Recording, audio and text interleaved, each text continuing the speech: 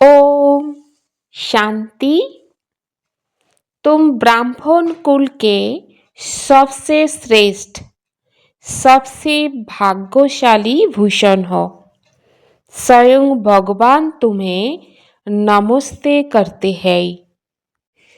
তোমরা হলে সর্বোত্তম সৌভাগ্যবান ব্রাহ্মণ কুলভূষণ। তোমাদের স্বয়ং ভগবান अभिवादन জানান। बाप बच्चों को संगम पर ही सृष्टि का समाचार सुनाते हैं, सत्य युग में नहीं। क्यों? বাবা বাচ্চাদের সত্য যুগে নয়, এই সঙ্গম যুগেই সৃষ্টি সমাচার শোনান। কেন? তাহলে বাবা কেন শোনান সঙ্গম যুগে? কেননা সত্যযুগ হলো আদির সময়। সেই সময় সম্পূর্ণ সৃষ্টির সমাচার অর্থাৎ সৃষ্টির আদি, মধ্য এবং অন্তের জ্ঞান কিভাবে শোনাবেন? যতক্ষণ না এই সার্কেল রিপিট হচ্ছে ততক্ষণ কিভাবে এই সমাচার শোনাতে পারবেন? এই সঙ্গম যুগে তোমরা বাচ্চারা বাবার কাছে এই সম্পূর্ণ সমাচার শোনো। তোমরাই জ্ঞানের তৃতীয় নেত্র প্রাপ্ত করো।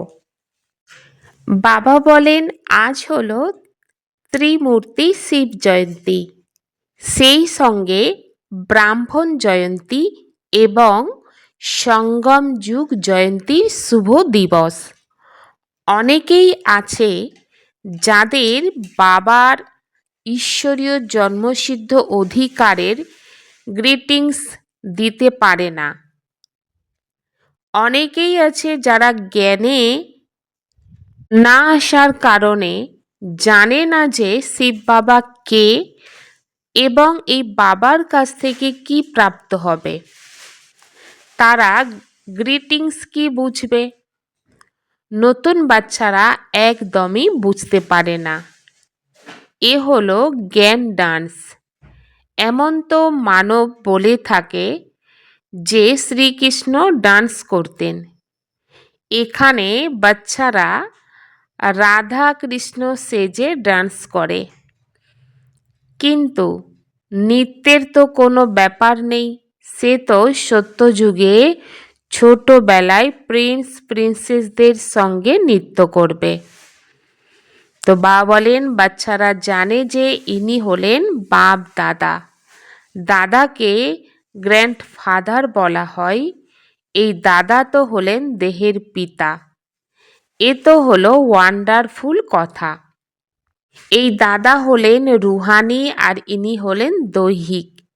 এদের বলা হয় বাপ দাদা। বাবার কাছ থেকে দাদার মাধ্যমে উত্তরাধিকার প্রাপ্ত হয়। সব আত্মারা হলো ভাই ভাই। বাবা বলেন, তোমাদের অর্থাৎ আত্মাদের নিজের শরীর, নিজের কর্ম ইন্দ্রিয় আছে। বাবা বলেন, তোমাদের অর্থাৎ আত্মাদের নিজের শরীর, নিজের কর্ম ইন্দ্রিয় আছে। আমাকে নিরাকার বলা হয়, তাহলে অবশ্যই আমার শরীর চাই। তবেই তো বাচ্চাদের রাজযোগ শেখাবো, অথবা মানব থেকে দেবতা, পতিত থেকে পাবন হওয়ার রাস্তা বলে দেব, বা আবর্জনা যুক্ত দেহরূপী বস্ত্র পরিষ্কার করব। তাহলে অবশ্যই অনেক বড় ধোপা হবেন। সম্পূর্ণ বিশ্বের আত্মাদের আর শরীর ধুয়ে পরিষ্কার করেন। জ্ঞান আর যোগের মাধ্যমে তোমাদের আত্মাকে শুদ্ধ করা হয়। आज तुम बच्चे आए हो, जानते हो हम शिव बाबा को बधाइयाँ देने आए हैं। बाप फिर कहते हैं कि तुम जिसको ग्रीटिंग्स देते हो वह बाप भी तुम बच्चों को ग्रीटिंग्स देते हैं क्योंकि तुम बहुत सर्वोत्तम सौभाग्यशाली ব্রাহ্মণ কুল ভূষণ হো। আজ তোমরা বাচ্চারা এসেছো, তোমরা জানো যে আমরা শিব বাবাকে অভিবাদন জানাতে এসেছি। বাবা তবুও বলেন, তোমরা যাকে গ্রিটিংস জানাও সেই বাবাও তোমাদের গ্রিটিংস জানান, কেননা তোমরা হলে অনেক বড় সর্বোত্তম ভাগ্যবান ব্রাহ্মণকুলভূষণ আত্মা। দেবতারাও এতটা উত্তম নয় যতটা তোমরা। ব্রাহ্মণ হল দেবতাদের থেকেও উচ্চ, উচ্চ থেকেও উচ্চ হলেন শিব বাবা, আর বাবা আসেন ব্রহ্মার শরীরে। তার সন্তান তোমরা অনেক উচ্চ ব্রাহ্মণ তৈরি হও। ব্রাহ্মণ হলো শিখা, তার নিচে হলো দেবতারা, তো সব থেকে ওপরে হলেন বাবা। বাচ্চারা, বাবা তোমাদের ব্রাহ্মণ ব্রাহ্মণী বানিয়েছেন স্বর্গের উত্তরাধিকার দান করার জন্য। এই লক্ষ্মী নারায়ণের দেখো কত মন্দির বানানো হয়েছে। মানব সেখানে মাথা ঠোকে। ভারতবাসীদের তো কথা জানা উচিত যে এরা মানব, লক্ষ্মী নারায়ণ এরা দুজনেই পৃথক। এখানে তো এক মানবের দুই নাম রেখে দেয়, একজনের নাম লক্ষ্মী নারায়ণ, অর্থাৎ নিজেকে বিষ্ণু চতুর্ভুজ বলে। লক্ষ্মী নারায়ণ অথবা রাধা কৃষ্ণ নাম রেখে দেয়, তাহলে তো চতুর্ভুজ হয়ে গেল, তাই না? এই বিষ্ণু তো হলেন সূক্ষ্ম বতনের অবজেক্ট। তোমরা এই বিষ্ণুপুরীর মালিক হবে। এই লক্ষ্মী নারায়ণ হলেন বিষ্ণুপুরীর মালিক। বিষ্ণু হলো চার ভুজা, দুই লক্ষ্মী আর দুই নারায়ণের। তো তোমরা বলবে যে আমরা বিষ্ণুপুরীর মালিক হচ্ছি। सारी दुनिया में शुरू से लेकर अब तक कोई की भी इतनी महिमा नहीं है सिवाय एक के। नंबर बार तो है ही, सबसे ज़्यादा सर्वोत्तम महिमा है ऊंचते ऊंच परमपिता परमात्मा की, जिसके तुम सब बच्चे हो। সম্পূর্ণ দুনিয়াতে শুরু থেকে এখনো পর্যন্ত এই একজন ছাড়া আর কারোরই এমন কোনো মহিমা নেই। নাম্বার অনুসার তো আছেই, সবথেকে বেশি সর্বোত্তম মহিমা হলো উঁচুর থেকে উঁচু পরমপিতা পরমাত্মা। তোমরা সবাই যার সন্তান। তোমরা বলো যে আমরা ঈশ্বরের সন্তান। ঈশ্বর তো স্বর্গের রচয়িতা, তাহলে তোমরা নরকে কেন পড়ে আছো? ঈশ্বরের এখানে জন্ম হয়। খ্রিস্টানরা বলবে আমরা খ্রিস্টের এই ভারতবাসী ভুলে গিয়েছে যে আমরা পরমপিতা পরমাত্মা শিবের ডাইরেক্ট বাচ্চা। বাবা এখানে আসেন বাচ্চাদের নিজের বানিয়ে রাজ্য ভাগ্য দান করতে। আজ বাবা খুব ভালোভাবে বোঝান, কেননা অনেক নতুন বাচ্চাও আছে, এদের কাছে বোঝা মুশকিল। হ্যাঁ, তবুও তারা স্বর্গবাসী হয়। স্বর্গের সূর্যবংশী রাজা রানী আছে, আবার দাস দাসীরাও আছে, প্রজাও অনেক হয়। এদের মধ্যে কেউ গরিব, কেউ আবার বিত্তমান হয়। বিত্তবানদের দাস দাসী থাকে, সম্পূর্ণ রাজধানী এখানে স্থাপন হচ্ছে। এ তো আর কেউ জানে না। সকলের আত্মাই তমপ্রধান, কারোরও জ্ঞানের তৃতীয় নেত্র নেই। এখন বাবা মহিমা, তিনি হলেন সকলের বাবা। ভগবানকে বলা হয় অসীম সুখ প্রদানকারী পিতা। এই ভারতে এক সময় অগাধ সুখ ছিল। লক্ষ্মী নারায়ণের রাজত্ব ছিল। এই লক্ষ্মী নারায়ণ ছোটবেলায় রাধা কৃষ্ণ, তারপর স্বয়ংবরের পরে লক্ষ্মী নারায়ণ হয়। এই ভারতে ৫,০০০ বছর পূর্বে দেবতাদের রাজত্ব ছিল। লক্ষ্মী নারায়ণ ছাড়া আর কারোর রাজত্ব ছিল না। কোনো খণ্ডও ছিল না বা দেশ ছিল না। তাই এখন ভারতবাসীদের জানা উচিত যে লক্ষ্মী নারায়ণ পূর্ব জন্মে কি কর্ম করেছিলেন। যেমন বলা হবে, বিড়লা কোনো কর্ম করেছে যে এত ধনবান হয়েছে, তখন অবশ্যই বলবে পূর্ব জন্মে অনেক দান পুণ্য করে থাকবে। কারোর কাছে অনেক ধন আছে, আবার কেউ খেতেও পায় না, কেননা কর্ম এমনই করেছেন। কর্মকে তো মানো না। কর্ম, অকর্ম আর বিকর্মের গতি গীতার ভগবান শুনিয়েছিলেন, যার মহিমা শুনেছ। শিব ভগবান হলেন এক। মানবকে ভগবান বলা যায় না। বাবা এখন কোথায় এসেছেন? তো বোঝানো হয় যে সামনে মহাভারতের লড়াই উপস্থিত। তাই মিষ্টির থেকেও মিষ্টি বাবা বোঝান যে তাকে দুঃখে সবাই স্মরণ করে, দুঃখে সকলেই স্মরণ করে শিব বাবাকে, আর দুঃখে সবাই স্মরণ করে, সুখের সময় করে না।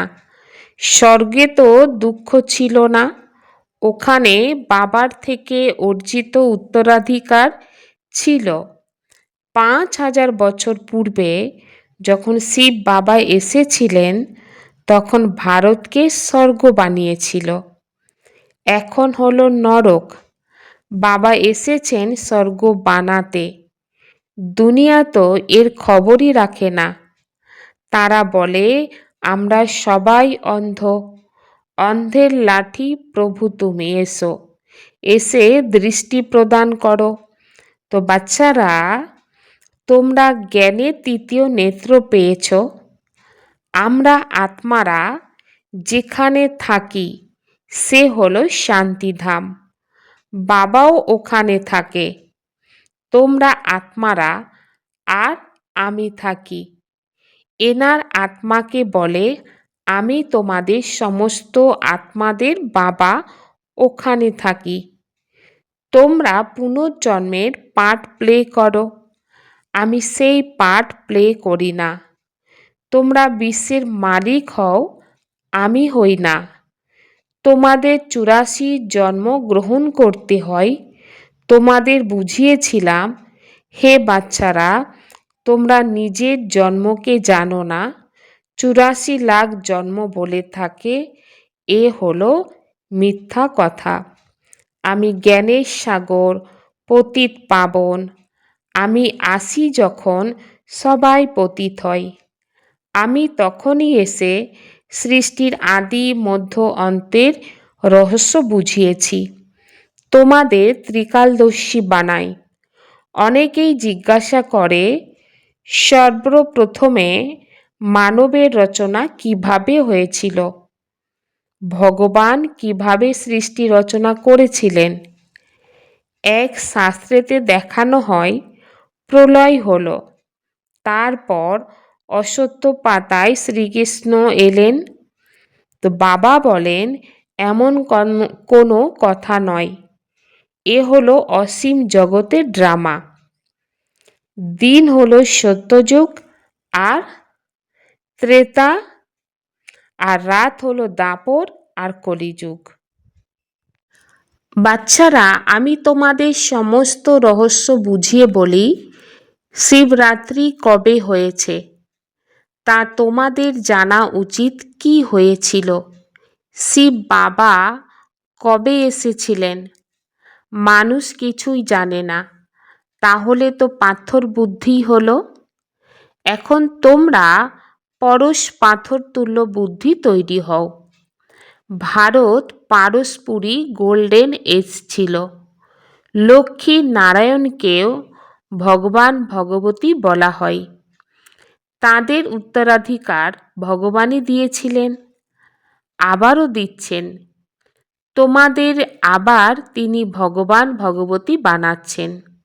এখন এ হলো তোমাদের অনেক জন্মের অন্তিম জন্ম। বাবা বলেন বিনাশ সামনে উপস্থিত। একে বলা হয় রুদ্র জ্ঞানযজ্ঞ। দুনিয়ায় যে যজ্ঞ হয় তাকে বলা হয় মেটেরিয়াল যজ্ঞ। এ হলো জ্ঞানের কথা। এখানে বাবা এসে মানবকে দেবতা বানায়। তোমরা শিব বাবার আগমনের জন্য তাকে অভিবাদন জানাও। বাবা আবার বলেন, আমি একা তো আসি না, আমারও শরীরের প্রয়োজন। আমাকে ব্রহ্মার তনে আসতে হয়।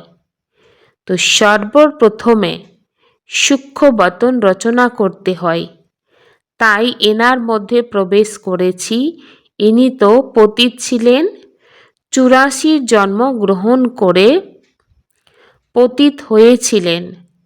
সবাই বাবাকে ডাকতে থাকে। বাবা এখন বলছেন, বাচ্চারা, আমি আবার তোমাদের উত্তরাধিকার দান করতে এসেছি।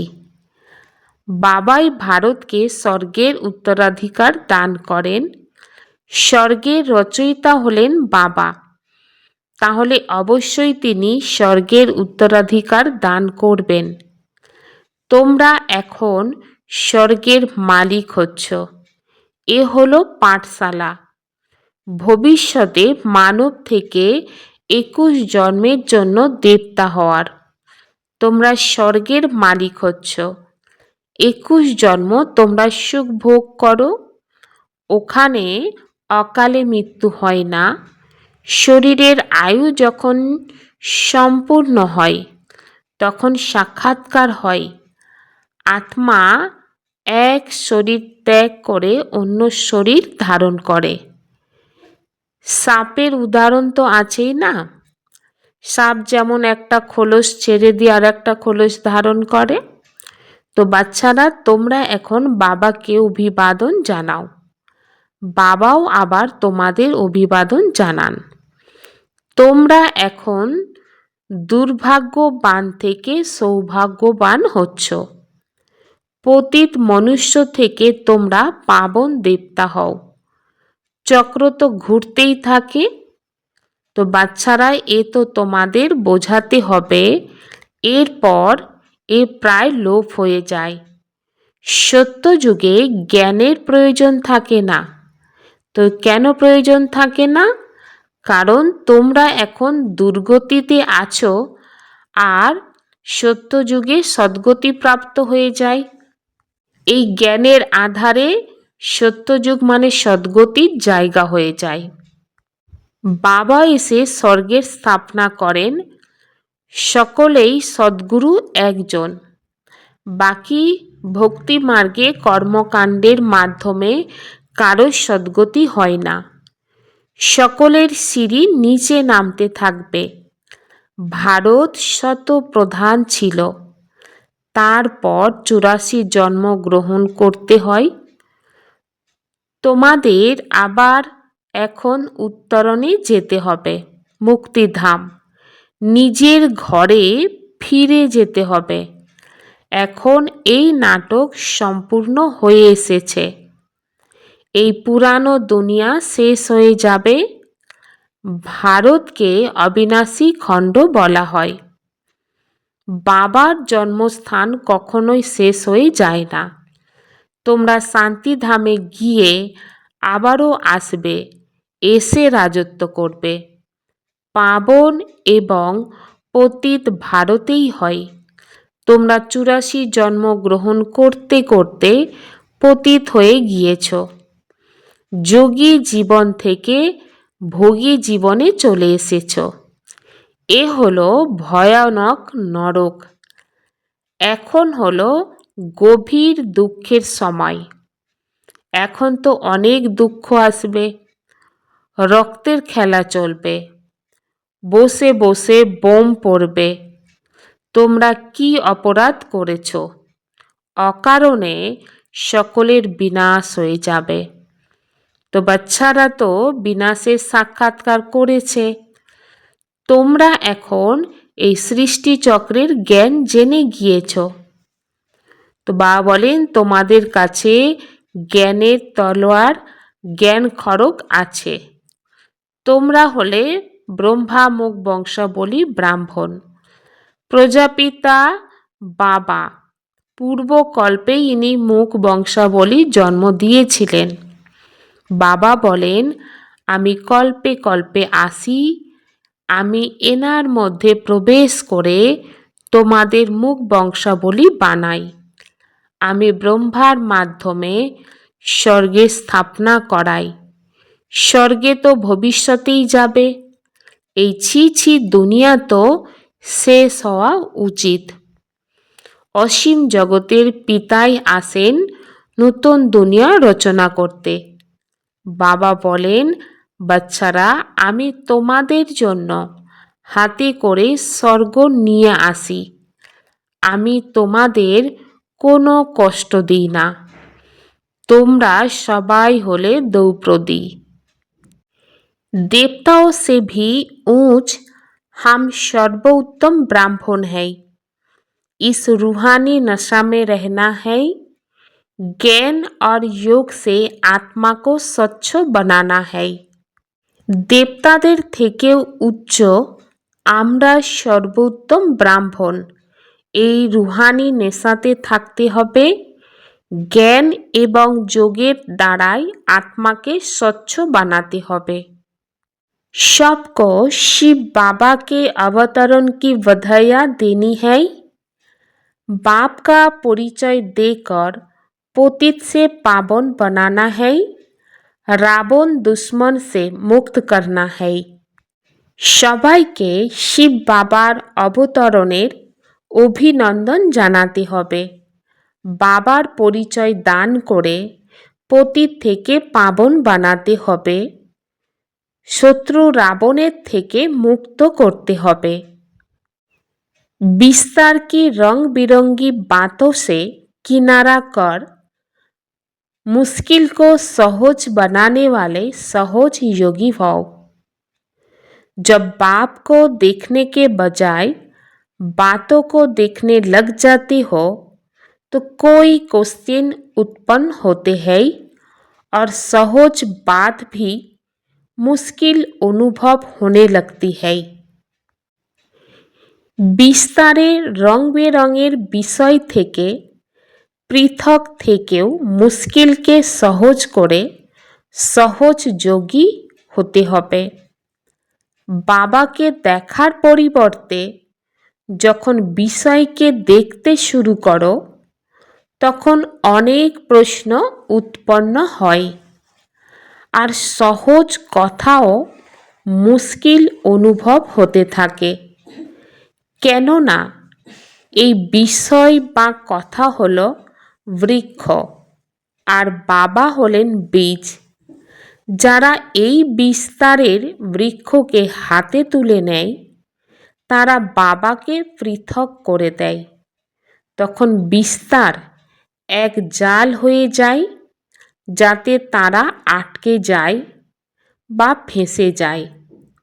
এই বিষয়ে বিস্তারে রং বেরঙের কথা থাকে যা নিজের প্রতি আকৃষ্ট করে।